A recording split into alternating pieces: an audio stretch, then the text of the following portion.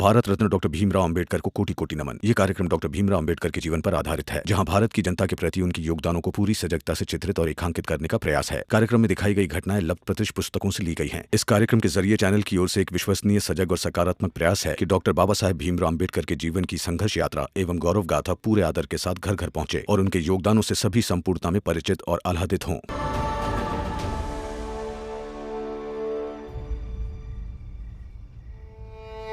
रमा, तुम मेरी सबसे बड़ी ताकत हो और मेरी सबसे बड़ी ताकत मुझसे दूर खड़ी थी। पूरन जी की कहानी सुनने के बाद ऐसा लग रहा था कि किसी के कंधे पर जाकर रो दूं। किसी का सहारा चाहिए था मुझे, मगर तुम्हारे सिवा मैं और किसके कंधे के सहारे रो सकता हूं रमा?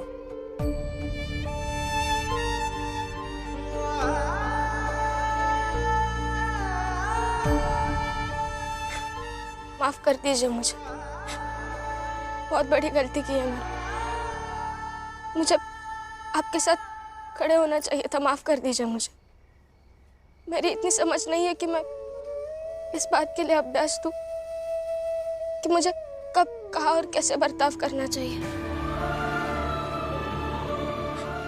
मेरा मन किया था कि मैं आपके पास आकर आपसे पूछूं कि क्या हुआ है, बताइए, मगर आपके पास आने में देर हो गई और मैं गुनहगार बन गई। माफ कर दीजिए।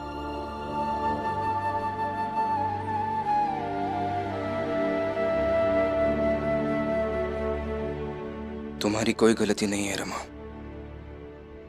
शायद मेरी अपेक्षाएं बहुत ज्यादा हो गई है तुमसे और इसीलिए मैं नाराज हो गया। तुम आई थी बाद में मुझसे पूछने के लिए।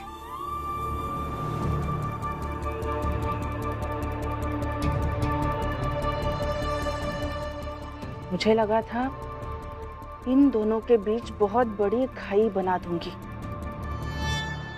मगर ये तो एक दिन भी एक दूसरे से दूर नहीं रह पाए।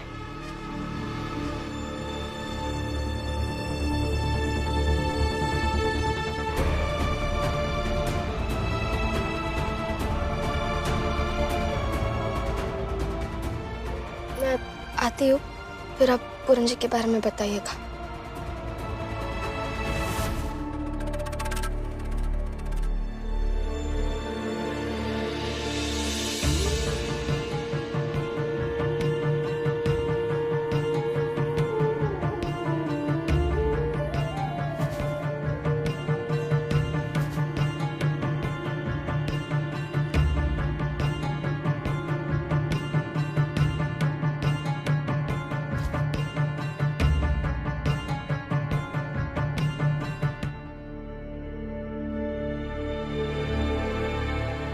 मुझे उन पर विश्वास रखना चाहिए था। गलती की है मैंने, बहुत बड़ी गलती। मुझे ना आगे से सोचना ही नहीं है कि वो सही है या गलत है। उन पर बस विश्वास रखना। पत्नी हूँ उनके, मैं ही विश्वास नहीं रखूंगी तो दुनिया में कौन विश्वास रखेगा?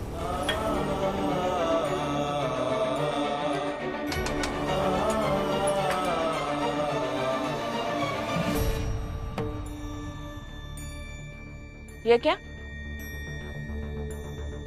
अब तू भी तेरे पति की तरह परिवार के फैसले के खिलाफ हो गई है? कम से कम थोड़ा तो लिहाज कर। देखिए आई, आप मुझसे बहस मत कीजिए, बल्कि एक काम कीजिए। सुबह जब सारे चाल वाले जग जाएंगे ना, तो उनके साथ मिलकर एक पंचायत कर लीजिएगा कि आगे क्या करना है। और चाहे तो आप मुझे भी चाल से निकाल सकती है। बहुत जुबान चलाने लगी है ना तू। आई, मैं उनके साथ एक अलग संसार बसा सकती हूँ, इसलिए मुझे उनके पास जाना है। तेरी सास कह रही है नहीं जाएगी तू। पति के अलावा बात किसी और की होती तो शायद सोच भी सकती थी, अगर पति के नाम पर कैसे रोकूं? देखिए, आप जिद मत कीजिए, मुझे जाना है और मैं जाऊंगी। मैंने कहा ना रमा, तू नहीं जाएगी। जाऊंगी, जान रहेगी तो जाऊंगी।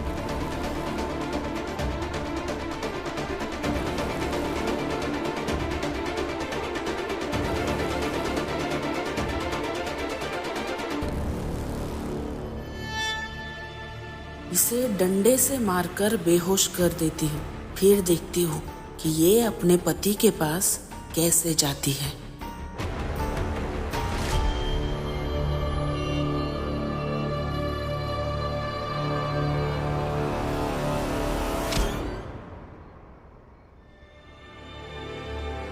वाह जीसा भाई, वाह।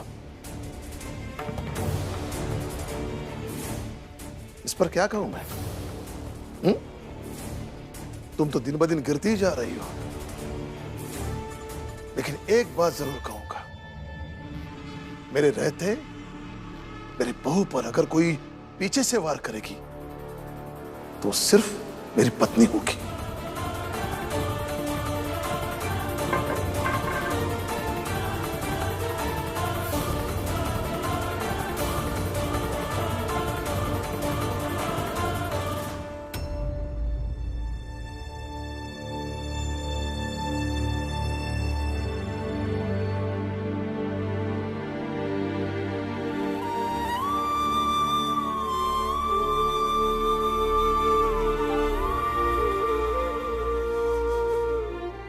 अब बताइए, क्या हुआ था पूरन जी के साथ?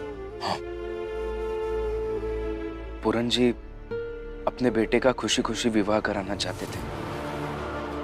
हम लोग बारात लेकर निकले, बड़े लोगों की बस्ती से गुजर रहे थे। उन लोगों ने मेरे बेटे को बहुत मारा, उसे घोड़ी से उतारकर जमीन पर पटक दिया। उन लोगों को इतने से भी तसल्ली नहीं मिली, उन बड़े लोगों ने मेरे घर में आग लगा दी। मेरी आंखों के सामने मेरा परिवार जल गया।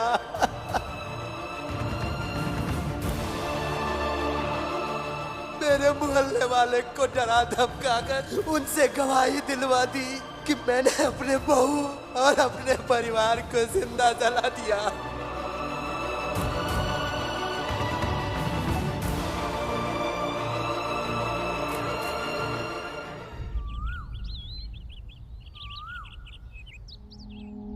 ए, रुक जा। पूरन, पूरन रुक जा, मैं कहता हूं रुक जा।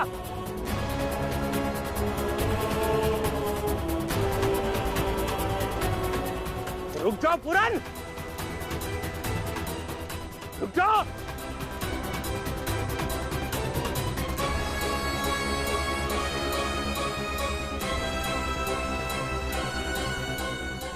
अरे पूरन जी, आप तो जेल में थे ना, आप भाग क्यों रहे हैं?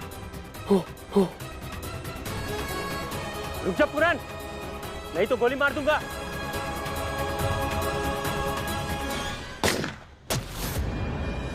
पूरन जी,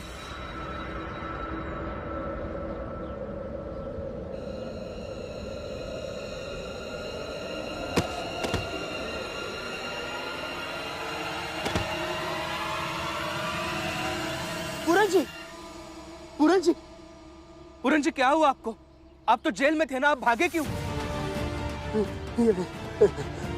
ये लोग मुझे मार डालते। ये तुम मुझे बचाने की कोशिश कर रहे थे भीम, और ये लोग मुझे मारने की साजिश कर रहे थे। देखो ना, मैं भागकर भी मर रहा हूँ। नहीं पूरन जी, मैं आपको कुछ नहीं होने दूंगा। आप आइए, उठिए, उठिए पूरन जी।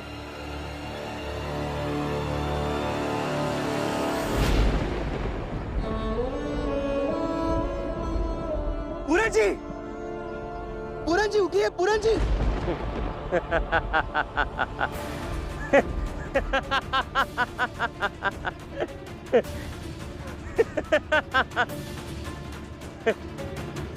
बहुत भाग रहा था। पुलिस वाले होकर हंस रहे हैं, शर्म नहीं आ रही है आपको? कैसे न्याय देंगे इन्हें? ऐसे न्याय देंगे इन्हें? ये आपने जानबूझकर किया है। आप सबकी क्रूरता है ये बर्बरता है। ये क्रूरता है, ये बर्बरता है। मैं आपको ऐसे ही नहीं जाने दूंगा। मैं आपके खिलाफ आवाज उठाऊंगा।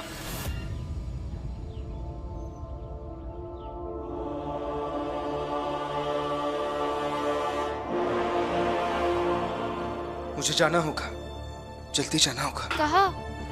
क्या हुआ? कहाँ जा रहे हैं आप यही रुकिए, मैं पानी लेकर आती हूँ, आप नहा लीजिए, आपको काम पर नहीं, काम पर नहीं रमा।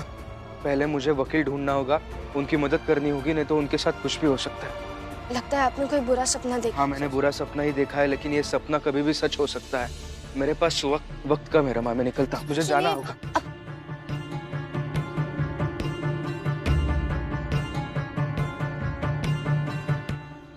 दरोगा, ये भीमराव उस पूरन की लड़ाई लड़ रहा है। अब तक ये बात भीमराव के पूरी जात वालों को पता चल चुकी होगी। अब बस किसी भी तरह से तुम उस पूरन को जान से मार डालो ना, तो फिर मजा ही आ जाएगा।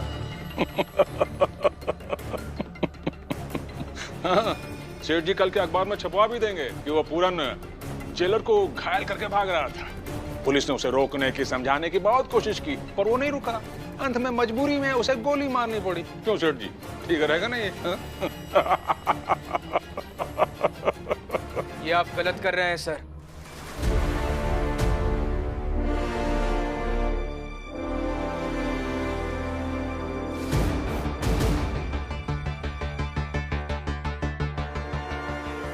आपकी ये ऐसी हरकतें कमजोर लोगों को ये सोचने पर मजबूर करती हैं कि आपके जैसे बड़े लोग कभी भी कुछ भी कर सकते हैं। वैसे अच्छा है, प्लान सुन लिया तो सुन लिया। अब ये काम होगा अभी से 3 घंटे बाद, जब तुम यहाँ नौकरी पर होगे। हाँ, और आज छुट्टी नहीं मिलेगी। अब सोच लो, नौकरी बचानी है या उस पूरन को बचाने की नाकाम कोशिश करनी है। क्योंकि सत्ता और शासन चाहले एक को मारना, तो तुम जैसे लोग उसे नहीं बचा सकते। भीमराव, अब जब सब कुछ जान ही चुके हो तो तुम भी अपनी तैयारियां शुरू कर दो। देखते हैं ये खेल कौन जीतता है।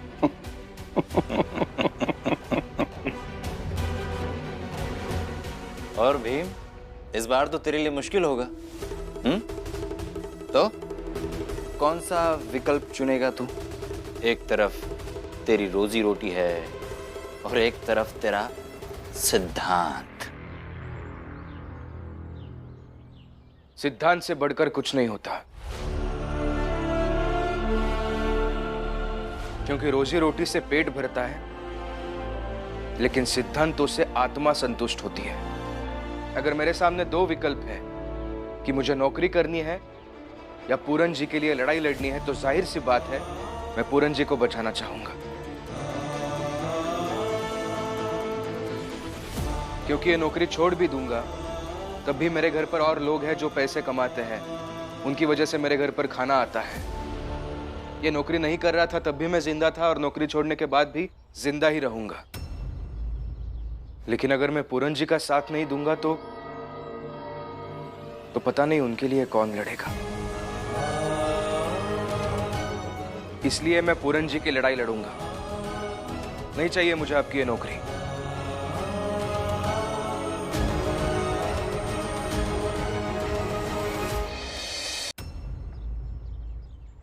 वाह,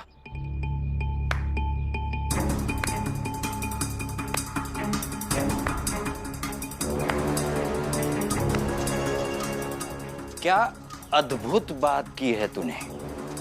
नहीं चाहिए नौकरी।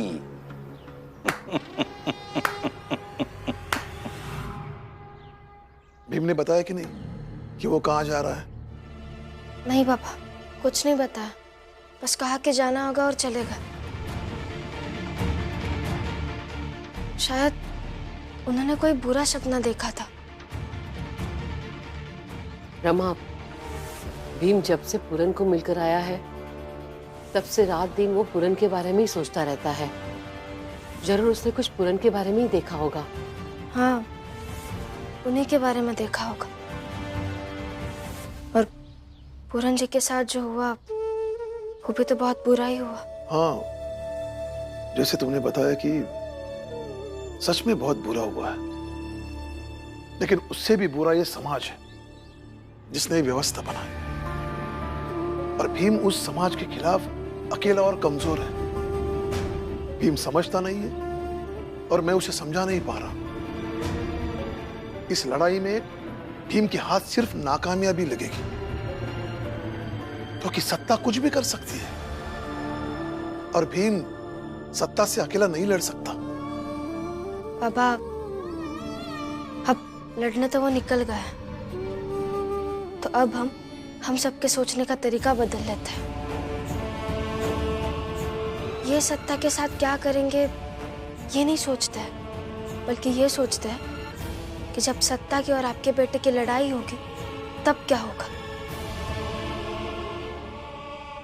तालियां बजाने के अलावा और भी तरीके हैं खुशियां मनाने के। बस भीमराव, एक कागज पर तुम अपना त्याग पत्र लिखकर दे दो, वरना क्या पता कल जाकर तुम कुछ कर दो। नहीं, ये मैं नहीं करूंगा। तेज मत बनो। आज अगर तुम लिखकर नहीं दोगे तो कल सबसे कहोगे कि मैंने निकाल दिया।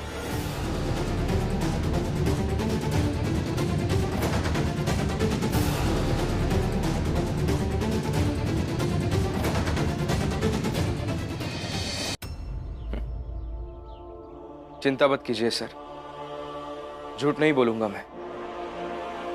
जो हुआ, जो सच है वही कहूंगा कि आप लोगों ने मेरे सामने 2 विकल्प रखे थे और मैंने ये विकल्प चुना। अच्छा, तो मतलब एक और नया बवाल खड़ा करना चाहते हो तुम? क्या है ना मेघनाथ जी, मेरा और बवाल का एक अलग रिश्ता बन चुका है। अब देखिए ना, किसी की रोजी रोटी जा रही है और आपका बेटा खड़े खड़े तालियां बजा रहा है, ये क्या किसी बवाल से कम है?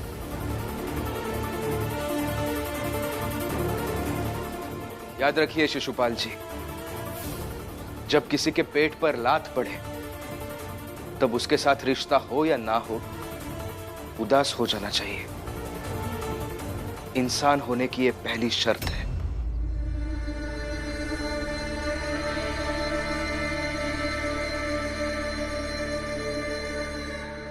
चलो भला टले इस ऑफिस से।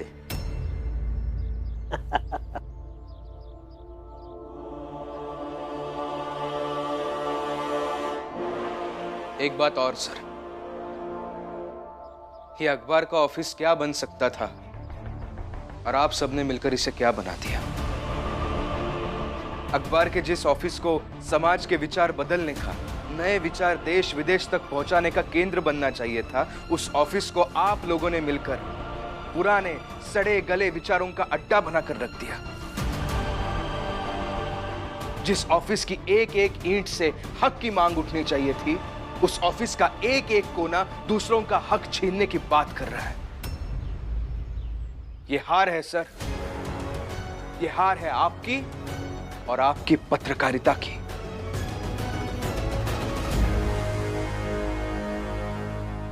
भीमराव, बंद करो अपनी ये फालतू की बकवास। कुछ भी बोले जा रहे हो। ये स्वाभाविक है मेघनाथ जी कि आपको ऐसा लगे कि मैं बकवास कर रहा हूं, कुछ भी कह रहा हूं, लेकिन जो ये अखबार का ऑफिस चला रहा है ना, उन्हें अच्छे से समझ आ रहा है कि मैं क्या कह रहा हूं, फिर चाहे वो स्वीकार करे या ना करे। चलता हूं सर, फिर मुलाकात होगी। साहिब मेरे साहिब